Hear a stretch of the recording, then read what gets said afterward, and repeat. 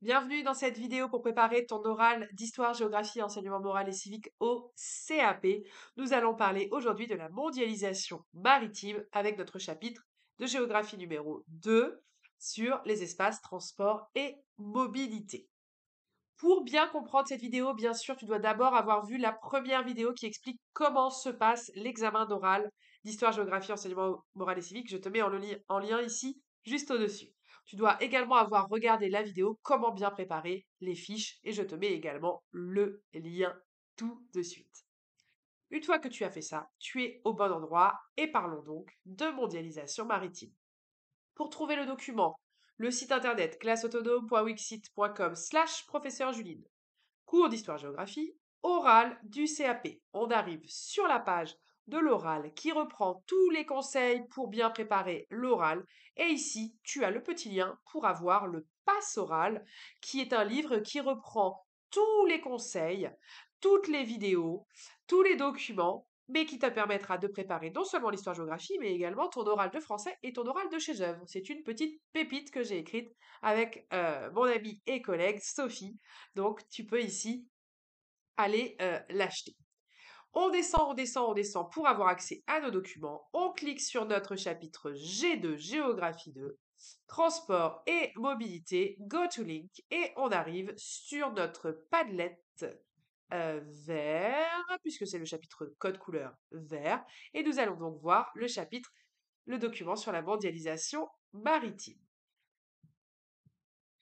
Donc, dans l'introduction, qui, quoi, où, quand? Eh bien, ici, nous avons une carte qui date de 2019, qui a été publiée dans le manuel de CAP aux éditions Fouché en 2019, qui nous représente la mondialisation maritime. Donc, on est où? On est dans le monde. La mondialisation, c'est quoi? Eh bien, c'est un processus géohistorique de plusieurs siècles qui a étendu le système d'économie capitaliste à l'ensemble de la planète. En gros, tout le monde échange avec tout le monde. Tout est lié. Et on le voit bien, on l'a bien vu avec la pandémie. Un petit virus qui commence en Chine atteint le monde entier en quelques semaines parce qu'on est tous reliés avec la mondialisation. Donc, ici il n'y a pas de qui. Quoi, on l'a dit, mondialisation et carte. Où, on l'a dit sur la planète, quand 2019. On donne ensuite la problématique. La problématique, vous la retrouverez, elle est toujours ici sous le document. On dit donc à notre examinateur, il s'agit donc de se demander comment ce document nous permet-il d'observer la mondialisation maritime.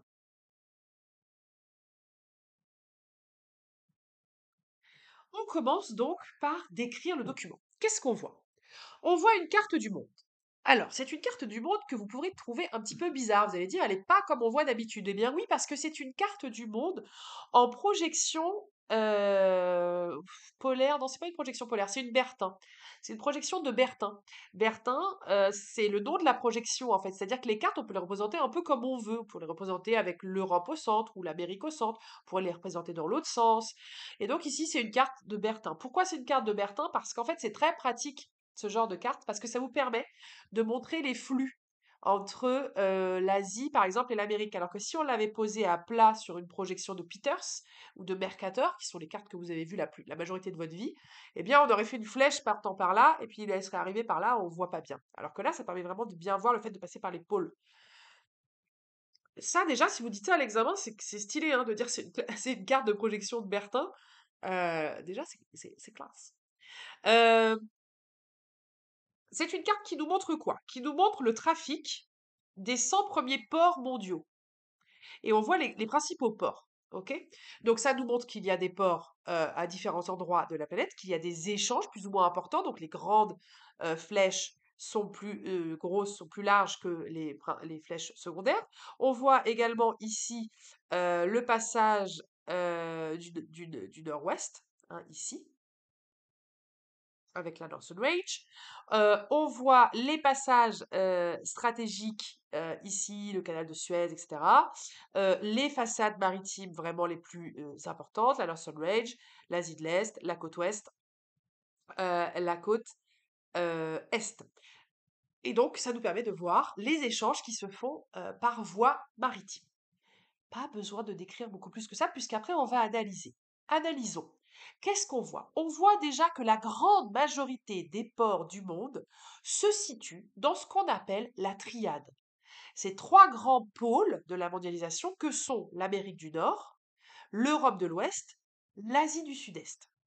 Et on voit que dans cette triade, il y en a qui tirent vraiment leur épingle du jeu, c'est l'Asie, avec notamment la Chine, qui détient le record des ports les plus grands du monde, Shanghai, Shenzhen, Hong Kong, Singapour, par exemple. Donc ici, on voit que les échanges vont se faire majoritairement entre ces trois zones-là. Et d'ailleurs, on voit que les plus grosses, les plus larges flèches ici se font entre l'Asie et l'Amérique, ou entre l'Europe et l'Amérique, ou entre l'Europe et l'Asie. Donc on voit que cette mondialisation, eh bien, elle est à nuancer. Effectivement, tout le monde échange avec tout le monde, mais il y a plutôt des pôles de la mondialisation qui, eux, gèrent beaucoup, beaucoup, beaucoup de choses. Et puis, il va y avoir des pôles secondaires, moins importants, comme on peut voir ici en Afrique ou en Amérique du Sud ou en Australie. Et il y a carrément des zones qui sont ce qu'on appelle en marge de la mondialisation, notamment certains pays d'Afrique ou certains pays d'Amérique. Ensuite, on va voir qu'il y a des passages importants, hein, des zones de passage comme ça qui sont extrêmement importantes. Par exemple, ici, le canal de Suez. Je ne sais pas si vous vous rappelez, mais il y a quelques années, il y a un bateau qui s'est coincé dans le canal de Suez. Ça a foutu un bazar pas possible parce qu'en fait, c'est là que passent énormément de marchandises. Et en fait, ce qu'on a aujourd'hui dans nos rayons, dans nos magasins, ce qui nous arrive par Amazon, etc., ça passe par la mer. Ça passe par la mondialisation maritime. Donc, si vous avez comme ça ici une vraie zone de passage stratégique qui est bloquée, vraiment, ça a mis le bazar pendant plusieurs jours. Et je crois qu'ils ont mis 4 ou 5 jours à débloquer le bateau qui était vraiment, vraiment bloqué, quoi.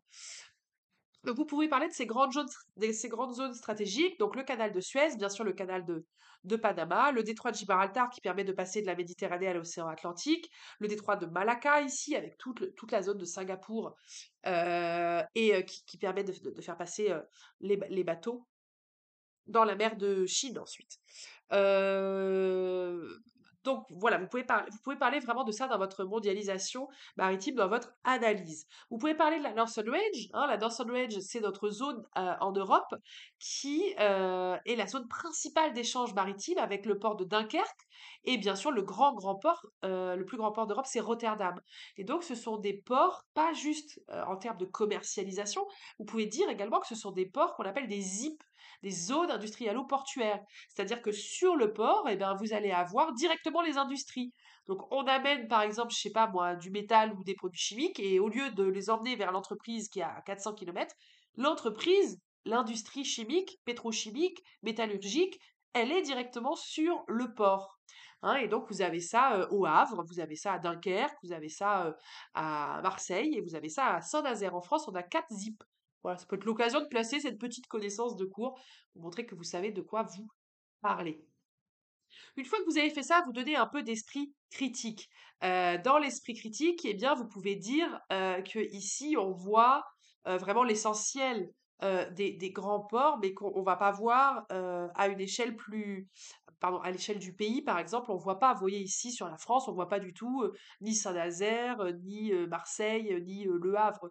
Enfin, si, il est là-dedans, Le Havre, mais on voit pas très bien. Donc, c'est vraiment quelque chose qui est à l'échelle du monde et ça serait intéressant de creuser et de voir à l'échelle d'un pays ce que ça donne, cette mondialisation maritime, surtout pour la France, puisqu'on est un pays avec quand même beaucoup de façades maritimes.